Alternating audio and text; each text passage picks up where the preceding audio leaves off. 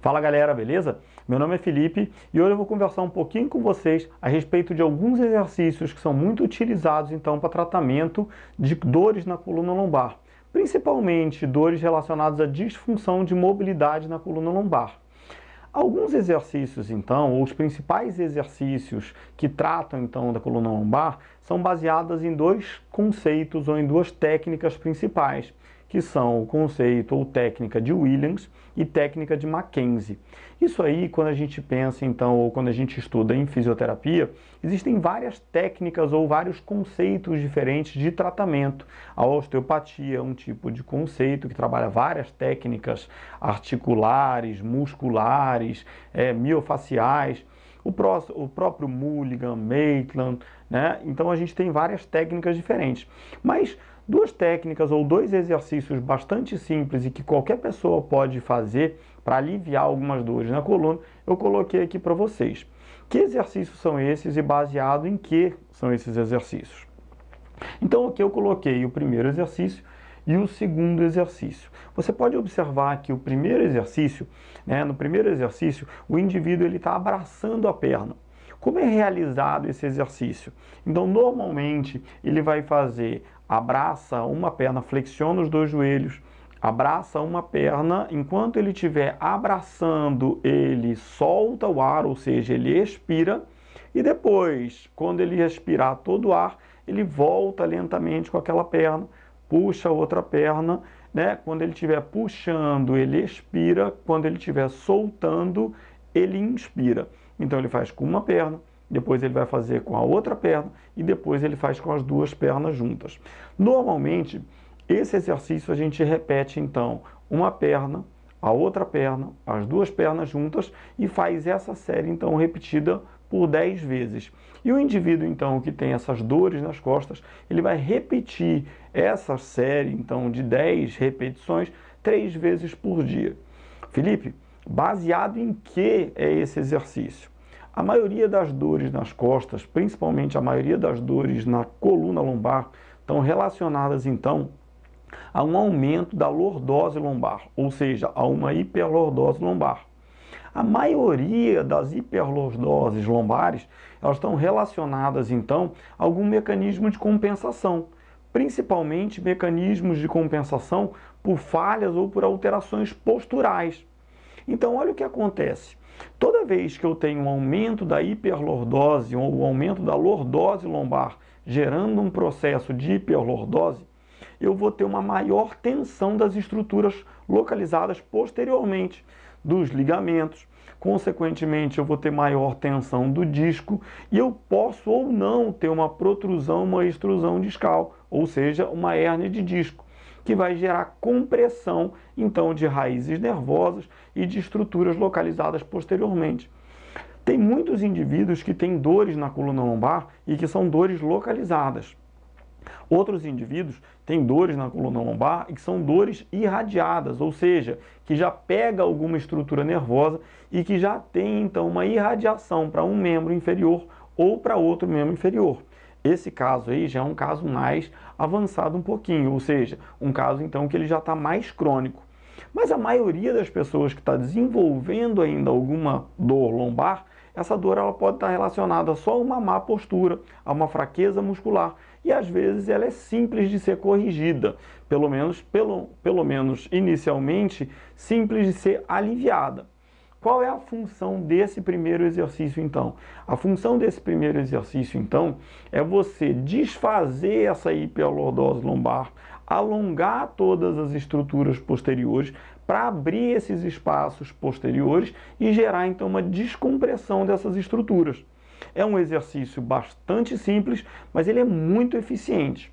É claro que toda vez que você vai fazer um exercício visando um tratamento ou uma reabilitação, é claro que o ideal é que você procure um fisioterapeuta ou um profissional da saúde relacionado a essa reabilitação. Procure teu ortopedista, procure teu médico, mas se você não tem dores frequentes ou se aquela dor está aparecendo após uma atividade física ou começou a aparecer, esse é um exercício muito simples que você pode fazer e que não lesiona nenhuma estrutura. Depois, Depois de fazer o primeiro exercício, você pode repetir então o segundo exercício. Qual é o segundo exercício então? A pessoa também está deitada, de barriga para cima, que a gente chama de decúbito dorsal.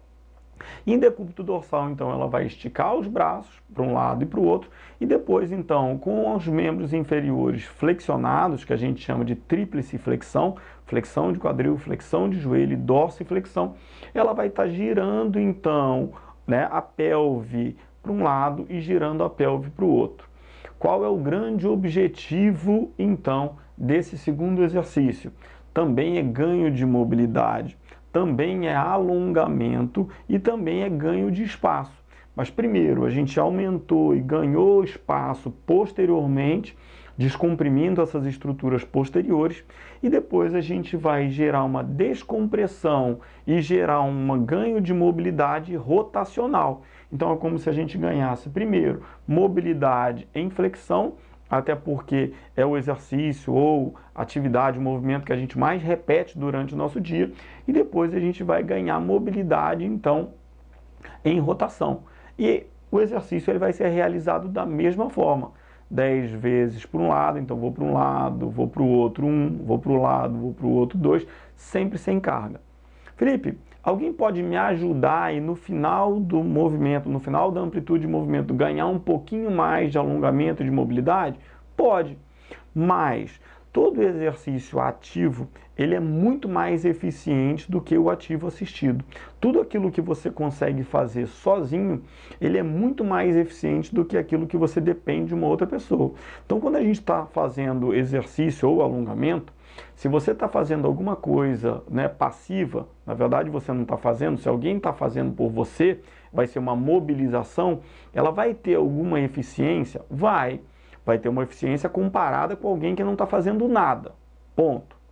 Melhor do que o passivo é o ativo assistido. O que é o ativo assistido? É quando você faz, mas alguém te auxilia no movimento. Outra característica. Melhor do que isso é quando você consegue fazer sozinho. Agora, nem sempre o ativo assistido, então, ele vai ser pior. Por quê? Porque muitas vezes a assistência está relacionada à correção. Então a gente tem que parar para pensar o seguinte: ativo assistido é quando a pessoa te ajuda, te auxilia a fazer o movimento, ou a terminar uma amplitude de movimento, né? Ou a ganhar alguma amplitude de movimento. Agora, a correção, né, ela não é considerada como uma assistência. Então a pessoa está do seu lado, ela está te orientando e você vai corrigir o movimento, aumentando a amplitude ou diminuindo a amplitude, mas de forma ativa e sem assistência. É por isso que muitas academias, ou quase todas as academias e estúdios de pilates, de fisioterapia, têm muitos espelhos. Os espelhos não são para a pessoa ficar, né, se olhando e se admirando, não é para estimular o narcisismo, mas sim a correção do movimento. Nem todas as pessoas têm uma boa memória corporal ou têm uma boa percepção corporal. E às vezes a gente está realizando o movimento e acha que está fazendo o movimento correto. Mas quando você olha no espelho, você consegue perceber então que esse movimento ele está torto para um lado ou torto para o outro, e por isso o ideal é que a gente corrija o movimento e que faça de forma mais adequada possível dentro dessas correções. Então aqui a gente tem dois exercícios básicos que são considerados exercícios de Williams para correção, então, e para reabilitação e muitas vezes para prevenção de lesões da coluna lombar e que são muito fáceis de fazer. Ou seja, qualquer pessoa, né, faz esse exercício ou realiza o exercício sozinho. Beleza?